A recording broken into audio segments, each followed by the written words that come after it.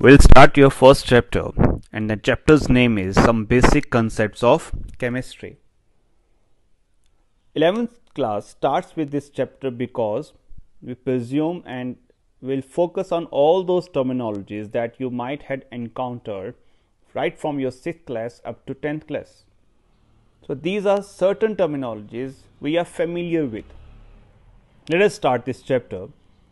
We all know that entire universe is made up of matter.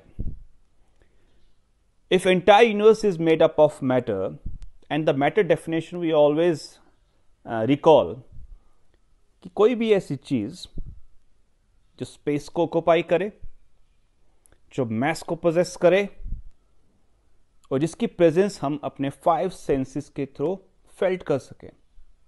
वो 5 senses क्या होंगे? Sight, touch, smell, hear and taste. तो हम उसको मैटर बोल देंगे. सो अगर एंटायर यूनिवर्स मैटर है और मैटर किससे बना होगा? उसका लोएस्ट एंटिटी. अगर हम मैटर को ब्रेक डाउन करें, डिवाइड करें और करते जाएं, और लास्ट में जो एंटिटी बचेगा during 17th and early 18th century, हम यही मान के चलते थे कि द लोएस्ट और the smallest entity is atom. Atom same element के हो सकते हैं, एटम्स डिफरेंट एलिमेंट्स के होते हैं. चाहे वो सेम एलिमेंट के एटम्स हों, चाहे वो डिफरेंट एलिमेंट्स के एटम हों, वो कंबाइन करते हैं और क्या बनाते हैं? मॉलिक्यूल्स, जो कि सॉलिड हो सकते हैं, लिक्विड हो सकते हैं, गैस हो सकते हैं. So we can always say that if matter is broken down into its smallest entity, that is atoms. Atoms can belong to same element, to different elements, but they can combine all together to form molecules. अब chemists at that time, late 17th and early 18th century, सबसे बड़ा confusion था कि वो combine कैसे होते होंगे. कुछ तो reason होता होगा. तो इन रीजंस को फाइंड आउट करने के लिए, इन सर्टेनिटी को मेंटेन करने के लिए, उस दौरान सब केमिस्ट जो उस टाइम के बहुत ज़्यादा वर्क डाउन कर रहे थे केमिस्ट्री के ऊपर, उन्होंने मान के चला कि कुछ तो वजह होगा, कुछ तो बेसिस होगा इन केमिकल कॉम्बिनेशंस का, और उन्होंने 5 डिफरेंट लॉज दे दिए. सिंस ये लॉज सब बेसिस रखा था हमने केमिकल कॉम्बिनेशन को, तो इनको नाम दिया गया लॉज ऑफ केमिकल कॉम्बिनेशन. तो जल्दी से एक पॉइंट रिवाइज का कि यूनिवर्स किससे बना है? वन फॉर्म और the other form of matter से. मैटर को अगर ब्रेक डाउन करें तो लोवेस्ट एंटिटी कौन सा होगा? एटम्स होंगे. एटम्स किस किस को बिलोंग कर सकते हैं? सेम एलिमेंट को भी और डिफरेंट एलिमेंट्स को भी. ये सेम और डिफरेंट एलिमेंट्स के जो एटम्स होंगे ये कंबाइन करेंगे टू फॉर्म मॉलिक्यूल्स. अब कॉम्बिनेशन के पॉइंट को ही लेकर उन सब साइंटिस्ट ने इसी को बेसिस बनाते हुए बोला कि कॉम्बिनेशन का रीजन कुछ तो होता होगा. तो उन्होंने कुछ लॉज दे दिए, और लॉज क्या थे? वो लॉज ऑफ केमिकल कॉम्बिनेशन.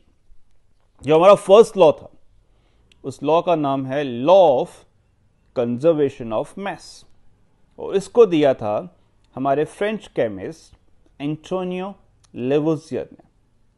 और आप सब इस नाम से फेमिलियर होंगे क्योंकि he is also considered as father of modern chemistry, क्योंकि उसके कॉन्ट्रीब्यूशंस बहुत हैं. We will discuss letter.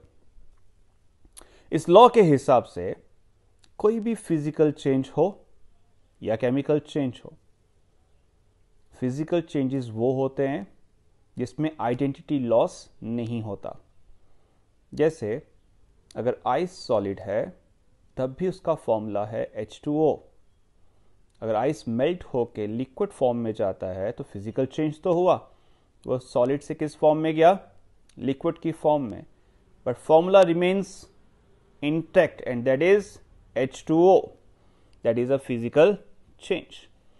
Chemical changes वो होते हैं जिसमें आइडेंटिटी लॉस हो जाए, जैसे दूध का फटना, जैसे formation of any kind of solution. ये सब कौन से चेंजेस हैं? Chemical changes. आई होप आपको ये सब पता है. In all physical and chemical changes जो टोटल मैस होगा, मीन्स अगर रिएक्टेंट्स रिएक्ट करेंगे उनका टोटल मैस हमेशा इक्वल टू होगा टोटल मैस ऑफ प्रोडक्ट से. तो mass is neither lost nor gain. In a way matter can neither be created nor destroyed. एक एग्जांपल लेते हैं हम.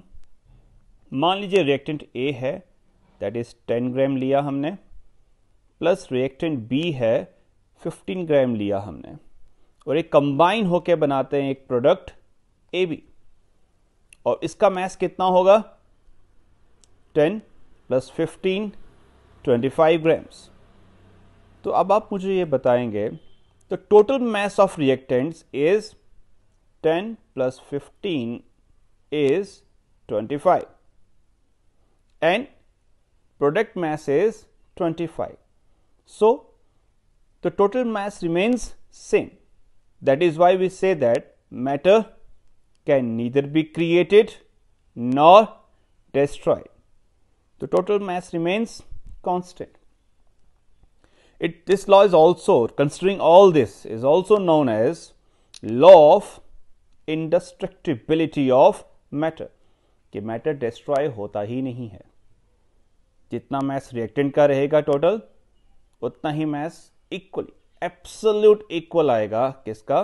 Total mass of product. अगर मैस कंजर्व्ड हो गया तो इस लॉ को हम नाम क्या देंगे? Law of conservation of mass.